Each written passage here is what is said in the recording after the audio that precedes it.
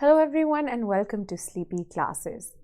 अब ये एक जो मुद्दा है that is amendment of IAS cadre rules, जो कि जनवरी 2022 के अंदर काफ़ी ज़्यादा चर्चा में रहा है। जो प्रपोज्ड कुछ अमेंडमेंट्स आई हैं डीओपीटी द्वारा, ये एक बहुत ही क्रिटिकल इशू है जिसके कारण काफ़ी ज़्यादा कंट्रोवर्सी भी अराइज हुई है।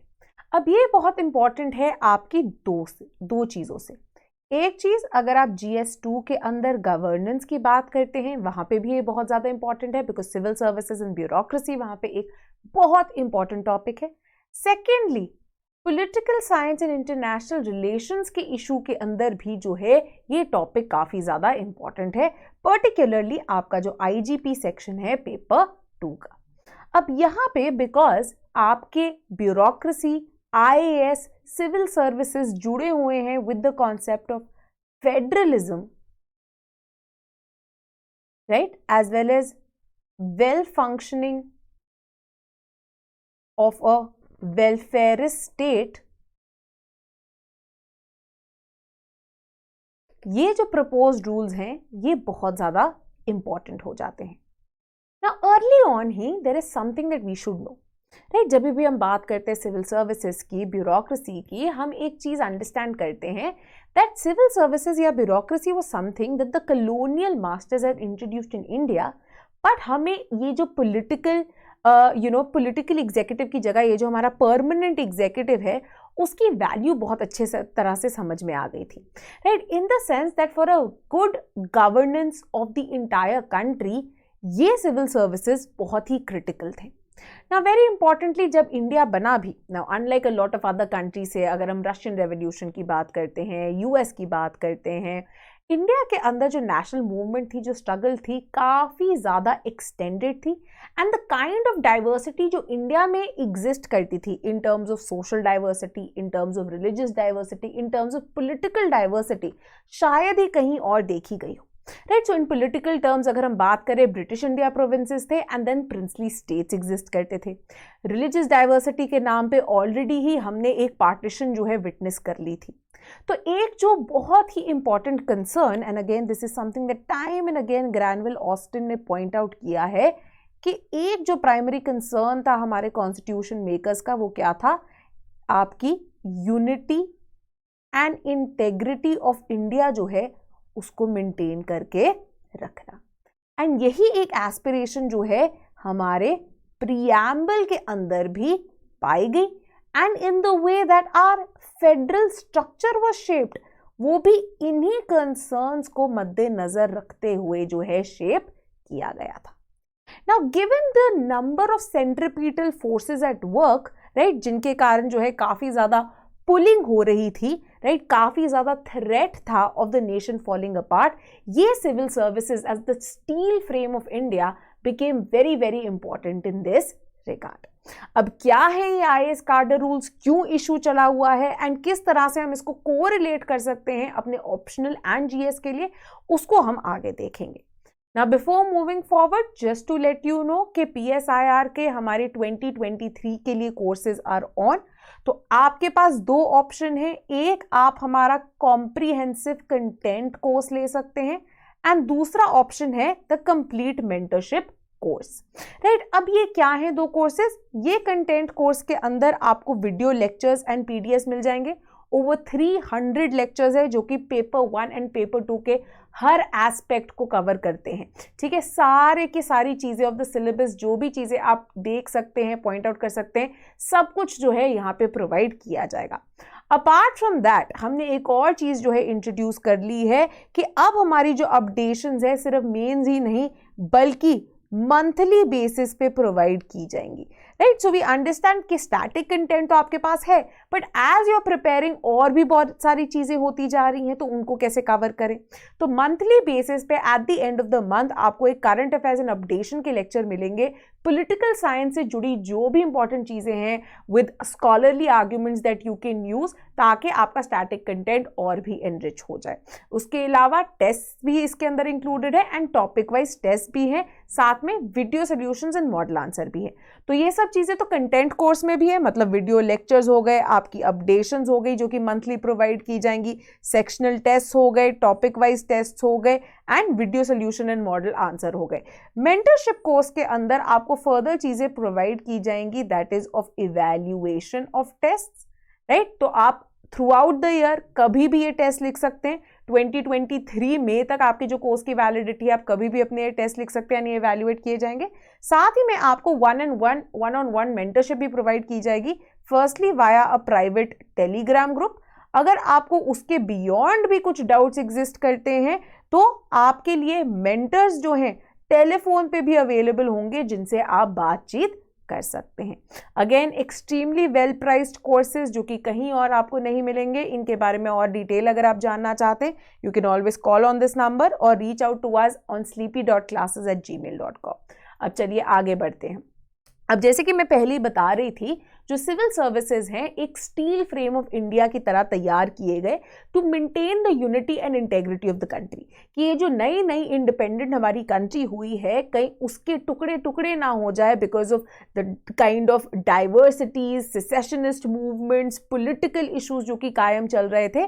तो हमने क्या देखा, हमने एक well educated, efficient, skill endowed bureaucracy को एक मेन मैकेनिज्म देखा, जिसके थ्रू हम पैरोकियल कुछ जो फोर्सेस एग्जिस्ट करती थी, पैरोकियल क्या होती है, जो मिडीवल कुछ चीजें एग्जिस्ट करती हैं, राइट, कुछ मिडीवल वैल्यूज, कुछ मिडीवल फीलिंग्स, जैसे कि कास्ट के बेसिस पे भेदभाव या रीजन या लैंग्वेज के बेसिस पे भेदभाव, इन सबको काउंटर करने के लिए ये बहुत इंपॉर्टेंट थी। साथ ही में एक नया वेलफेयर स्टेट, राइट, सोशलिज्म का, even though at the birth of India 26 जनवरी 1950 को जो हमारी कॉन्स्टिट्यूशन प्रोमलगेट हुई, एनफोर्स हुई, उसमें चाहे वर्ड सोशलिज्म लिखा हुआ नहीं था एंड मच लेटर 1976 में ऐड किया गया, बट जो एक इंटेंशन थी of creating socialist goals, of creating welfare state, वो पहले से ही कायम थे। और इस डेवलपमेंटल एजेंडा के अंदर भी कौन एक की रोल प्ले कर रहा था, हमारी जो ब्यूरोक्रेसी थी, पर्टिकुलरली हमारे जो IAS ऑफिसर्स थे। वेरी इंपॉर्टेंटली, बिकॉज ये जो ब्यूरोक्रेसी थी ये सेंट्रली रिक्रूटेड थी, सेंट्रली मैनेज थी, ये जो ऑल इंडिया सर्विस बनाई गई which was spread across India through out the various states, उनके डेवलपमेंटल एंड बाकी चैलेंजेस को हेल्प आउट करने के लिए यहाँ पे एक और बहुत बढ़िया एडिशन की गई कि इसमें प्रिस्क्राइब किया गया कि जितने भी हमारे ब्यूरोक्रेट्स, ऑफिसर्स जाएंगे इन सर्विसेज के थ्रू डिफरेंट स्टेट्स में, प्रिस्क्राइब किया गया कि 2/3 ऑफ द पर्सन जो कि रिक्रूट किए जाएंगे टू अ स्टेट, वो उस स्टेट से नहीं होंगे।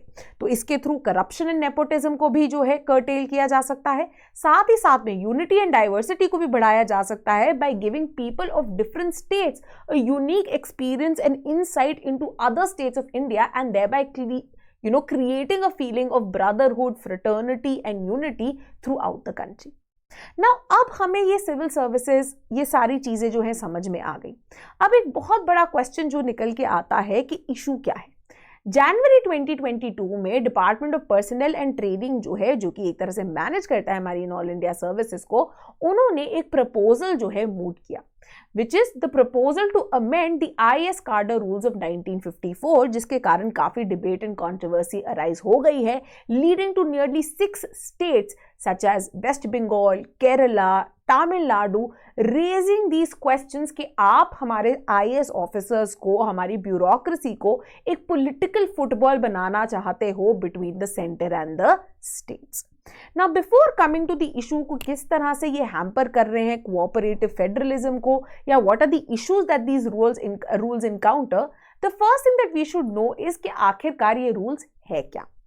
अब हमारी जो ऑल इंडिया सर्विसेज हैं which were created under the all India services act of 1951, यहाँ पे एक बढ़िया चीज क्या होती है कि ये ऑल इंडिया सर्विसेज हैं, सेंट्रलाइज सर्विसेज नहीं है, ऑल इंडिया सर्विसेज हैं।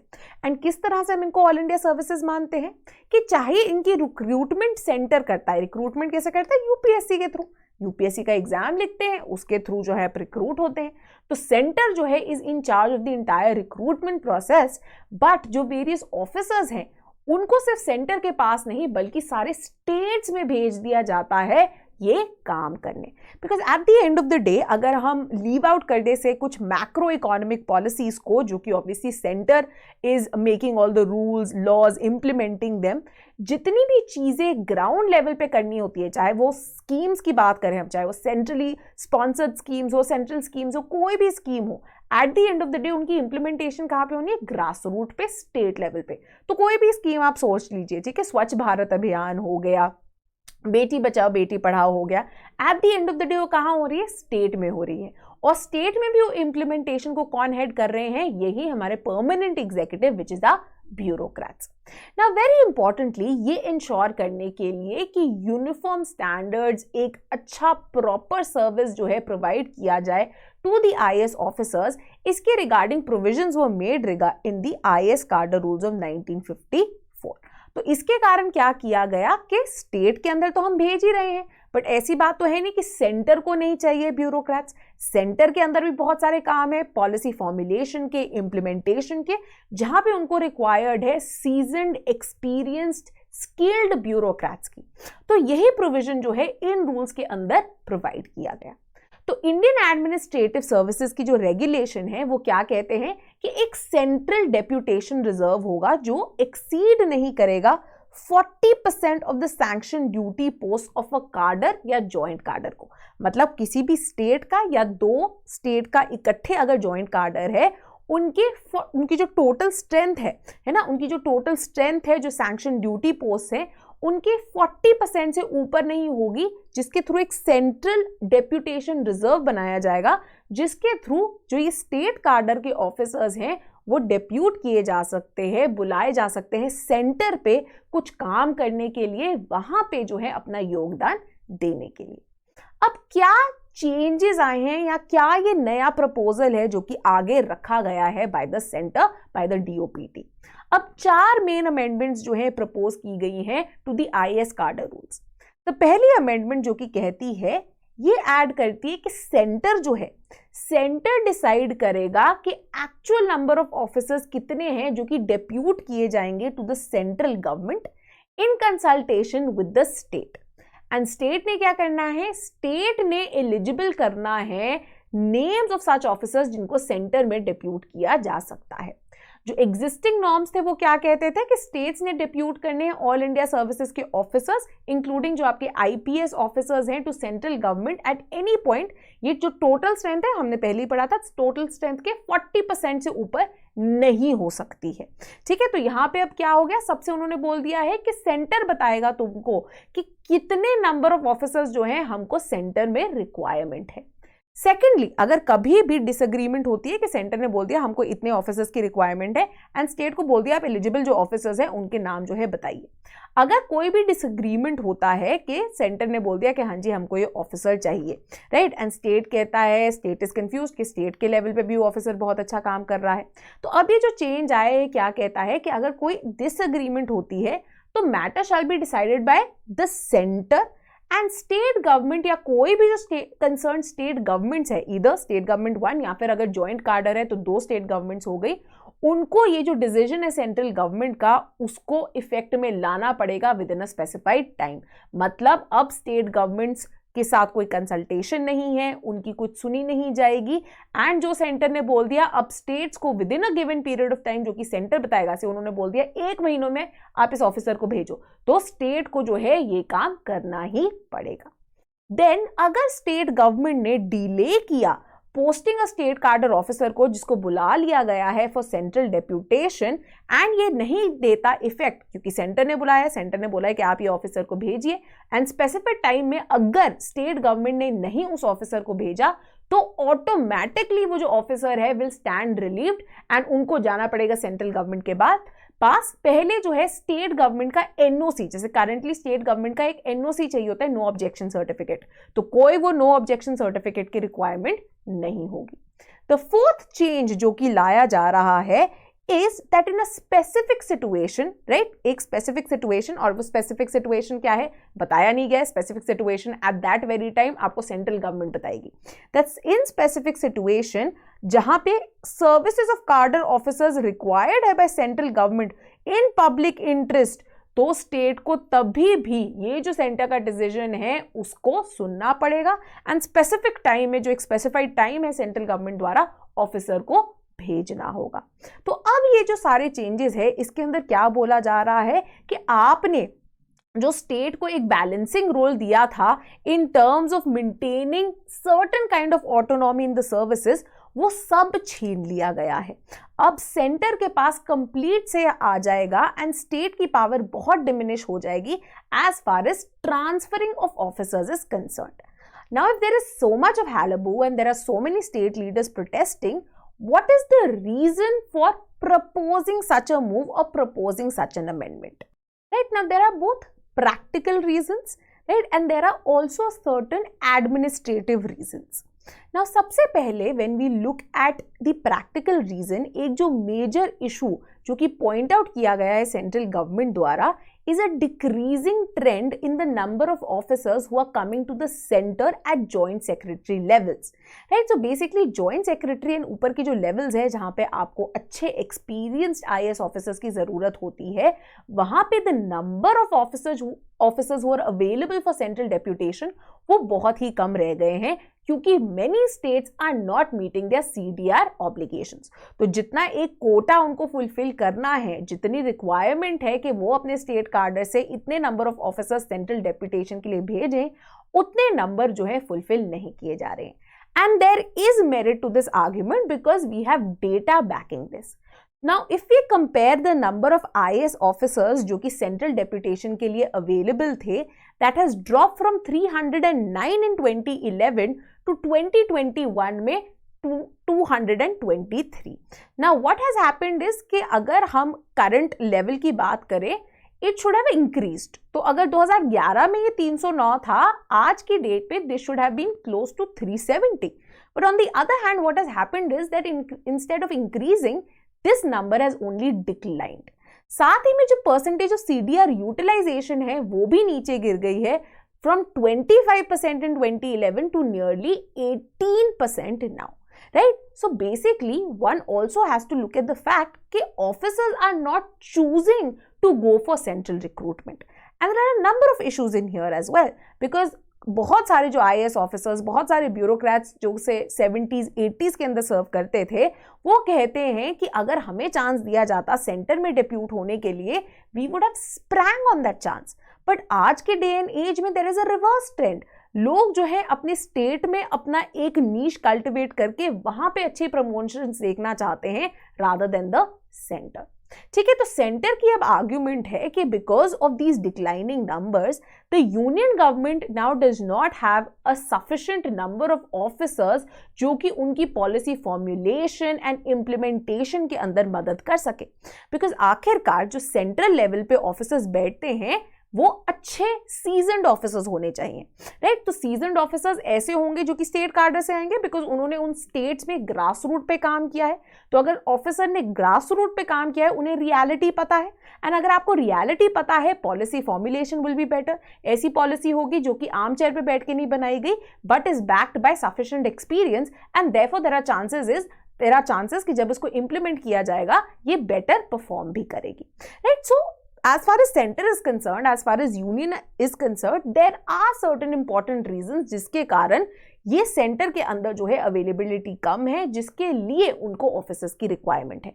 But are these proposed changes the correct way to go? A number of state governments claim no, this is not the correct way to go. In fact, a number of state leaders, Mamata Banerjee ने इसको draconian बुलाया है। वहीं पे TMK के जो Stalin है वो कहते हैं कि कोऑपरेटिव फेडरलिज्म के लिए ये एक बहुत ही बड़ा धक्का है, right? They believe that this move is extremely politically motivated because आखिरकार IAS ऑफिसर्स जो कि स्टेट पे काम कर रहे हैं, स्टेट की गवर्नेंस के लिए भी जो है बहुत ज़्यादा ज़रूरी है। And cooperative governance, cooperative federalism and creation of an all India services की बात ही ये थी कि स्टेट और स्टेट की गवर्नेंस को किसी भी तरह से सफ़र ना करना पड़े, किसी भी तरह से ये इम्पीड ना हो, एंड इनको टॉप लेवल सबसे बढ़िया ब्यूरोक्रेट्स जो है प्रोवाइड किया जाए, चाहे इनकी रिक्रूटमेंट सेंटर द्वारा की जा रही है। Very importantly KM Chandrashekhar and TKA Nair यहाँ पे आर्ग्यू करते हैं that while there was merit to the arguments provided by centre कि हमारे पास इनफ ढंग के ऑफिसर्स नहीं है, maybe this way is not correct पहले सेंटर को they should have sat, they should have pondered, they should have maybe even created a committee to look into the fact कि आखिरकार why is there a declining trend in officers wanting to get central deputation. कि पहले जो officers इतने उत्सुक होते थे, they used to be extremely enthusiastic of moving from state to central deputation, because आखिरकार स्टेट लेवल पे भी जो है बहुत सारी धक्काशाही चलती है, बहुत सारी करप्शन होती है, बहुत सारे पॉलिटिकल प्रेशर्स होते हैं। So why are they not ready to escape that towards centre, या फिर क्या सेंटर की कंडीशंस इससे भी ज्यादा खराब हो गई हैं, राइट। सो ये सारे इश्यूज को जानना बहुत ज्यादा जरूरी है। In fact a number of officers including Chandrashekhar ji, T.K. Nair ji, Arvind Mayaram, in numerous articles and interviews have pointed out that central level पे there are a number of issues which bureaucrats are today facing, right, including that there is no security of tenure, right। तो क्या होता है कि 3 साल तक अगर मुझे पता है कि मेरा 3 साल का जो है टेन्योर होगा सेंट्रल लेवल पे और 3 साल पे मैं अच्छे से काम कर सकता हूँ, एंड उसके बाद obviously I will be send back to the state before a further appointment at the central level. अब क्या हो रहा है कि पहले ये चीजें स्टेट पे होती थी कि 1 साल रखा, उसके बाद कहीं और ट्रांसफर कर दी, किसी और डिपार्टमेंट में भेज दिया, so the officer does not even have time to settle और उनको कहीं और शंट आउट कर दिया जाता है।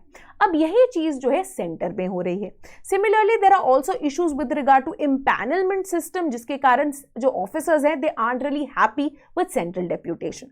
सो there is a need, Chandrashekhar Nair कहते हैं, to look at these existing problems and इनको रेक्टिफाई करना, ताकि officers again are encouraged to come for the central deputation. Another major reason, another major issue that needs to also be corrected, that a number of former retired officers जो हैं point out करते हैं, इस states के पास भी जो है काफी ज्यादा अभी वैक्यूम है। तो स्टेट्स को भी जितनी रिक्वायरमेंट है ऑफिसर्स की, उनके पास उतने ऑफिसर्स नहीं है। So number of retired officers like Arvind Mayaram क्या सजेस्ट करते हैं that over the long run, maybe across 6 to 7 years, the central government needs to boost up the number of officers being recruited in the UPSC. ठीक है, तो आप एक ही बार में नहीं कर सकते, बिकॉज उसके कारण जो है उनकी प्रमोशन के ऊपर इंपैक्ट आएगा। 6 to 7 years के अक्रॉस जो है you should increase the number of officers, because India के एक जो डेवलपमेंटल स्टेट है उसको requirement of such season bureaucrats. एक और suggestion is that there are certain post जहां पे आईएएस की रिक्वायरमेंट ही नहीं है, राइट। एब्सोल्युटली शॉडी पोस्ट हैं जहां पे आईएएस का कोई कॉन्ट्रीब्यूशन नहीं होगा।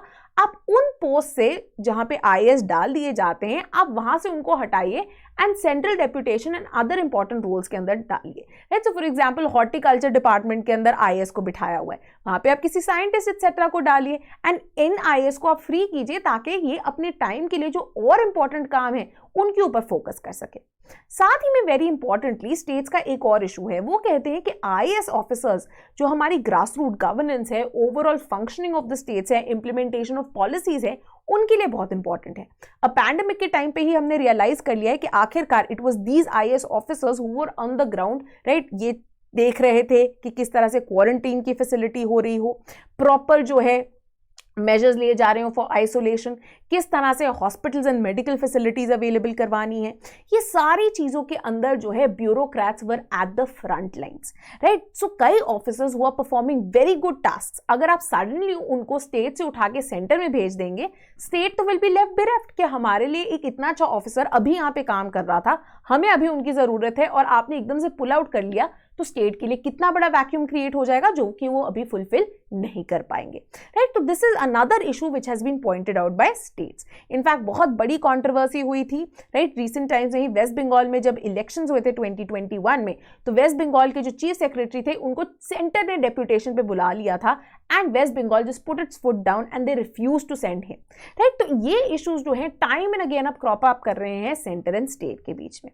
Now, another stakeholder here जिनकी व्यूज जानना जरूरी है are the IAS officers themselves. Wajahat Habibullah, who is a former retired IAS officer as well as chairperson of National Commission for Minorities भी रह चुके हैं, इनका ये मानना है कि अगर सेंटर को एक्सेसिव कंट्रोल दे दिया जाएगा over it's officers and union forcefully transfer कर देंगे, तो स्टेट की से तो कुछ भी नहीं रह जाएगी, राइट। आखिरकार then what will happen is that officers will not pay heed to state क्या बोल रहा है, and they will be they will continuously try to keep this union के पॉलिटिकल मास्टर्स हैप्पी कि कहीं हमें वहां पे सेंटर में कभी बुला लिया और हमारी बुरी हालत कर दी, तो ये तो उल्टा पड़ जाएगा हम पे। देन वेरी इंपॉर्टेंटली आर के विच क्या आर्ग्यू करते हैं, वो कहते हैं even though there is no real problem with officers being summoned by for central deputation, जो एक स्पेसिफिक सिचुएशन आपने डाली गई है ना, ये बहुत प्रॉब्लमैटिक है। क्यों? क्योंकि यहाँ पे आपने कोई स्पेसिफिक सिचुएशन को डिफाइन ही नहीं किया है, तो कंप्लीटली आर्बिट्ररी डिसीजन मेकिंग हो सकती है सेंटर की कि कभी भी वो किसी को उठा के बुला ले without any justifiable reason given to the state. Then very importantly Arvind Mayaram क्या बोलते हैं, ये कहते हैं कि अभी भी जो प्रोविजंस एग्जिस्ट करते हैं उनके अंदर स्टेट के साथ कंसल्टेशन के बाद अगर स्टेट नहीं मानता तो सेंटर फिर भी बुला सकता है ऑफिसर्स को।